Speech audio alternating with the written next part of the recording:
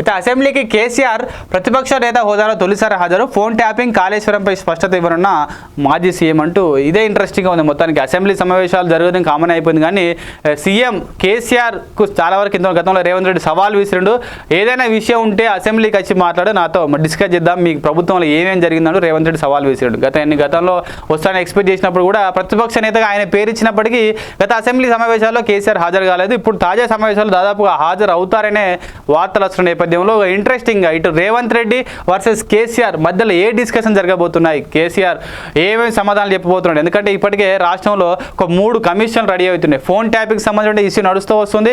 దాంతోపాటు ఈ ఏదైతే విద్యుత్ కొనుగోలు సంబంధించి ఛత్తీస్గఢ్ నుంచి చాలా ఎక్కువ ధరకు విద్యుత్ కొనరు, భద్రాద్రి పవర్ ప్లాంట్ కావచ్చు, నల్గొండ పవర్ ప్లాంట్, వీటి గురించి ఒక జస్టిస్ నరసింహారెడ్డి కమిటీ కూడా ఒకటి నడుస్తూ ఉంది. వాటితో పాటు కాళేశ్వరం సంబంధించి కూడా ఒక కమిటీని వేసింది. సో వీటన్నిటికి సంబంధించి గత 10 సంవత్సరాల్లో బీఆర్ఎస్ అవినీతి ఏం జరిగిందనే వారి మీద రాష్ట్ర ప్రభుత్వం కమిటీలు ఏర్పాటు చేసుకొని విచారణ కొనసాగుతుంది. మరి వాటి విషయాలను అసెంబ్లీలో ప్రస్తావిస్తే కేసీఆర్ దానికి ఏం సమాధానం చెప్తాడు అనే దాని మీద ప్రస్తుతం ఇంట్రెస్టింగ్గా ఉంది. మరి కేసీఆర్ హాజరు అవడం, ఎందుకంటే గతంలో కూడా దాదాపు హాజరు కాబోతున్నారు అన్నారు, కానీ తీరా టైం వచ్చారు కేసీఆర్ రావట్లేదని చెప్పారు. మరి ఈసారైనా కేసీఆర్ రావడం జరుగుతుందా? బీఆర్ఎస్ పార్టీ అయితే చాలా వరకు హోప్స్ పెట్టుకుంది. ఇప్పటికే ఆ పార్టీకి సంబంధించిన 10 మంది ఎమ్మెల్యేలు పార్టీ మారారు. ఇప్పుడు వాళ్ళు గతంలో వీళ్ళ సైడ్ ఉన్నటువంటి 38 మంది ఎమ్మెల్యేలు ఇప్పుడు కేవలం 28 ఎమ్మెల్యేలు మాత్రమే బీఆర్ఎస్ పార్టీ ఉంటారు. మిగతా 10 మంది ఎమ్మెల్యేలు కాంగ్రెస్ సైడ్ కూర్చుంటారు. కాబట్టి గతంలో అసెంబ్లీ సమావేశాల్లో కడియం శ్రీహరి చాలా వరకు బీఆర్ఎస్ పార్టీకి అండగా నిలిచి ఇరిగేషన్స్ మీద చాలా మాట్లాడింది. కానీ ఇప్పుడే అదే కడియం శ్రీహరి కాంగ్రెస్ వైపు ఉన్నారు. మరి ఇక్కడ అనేది కేవలం ఇప్పుడు హరీష్ రావు, కేటీఆర్ మాత్రమే అనర్గళంగా మాట్లాడే వ్యక్తులు ఇద్దరే ఉన్నారు.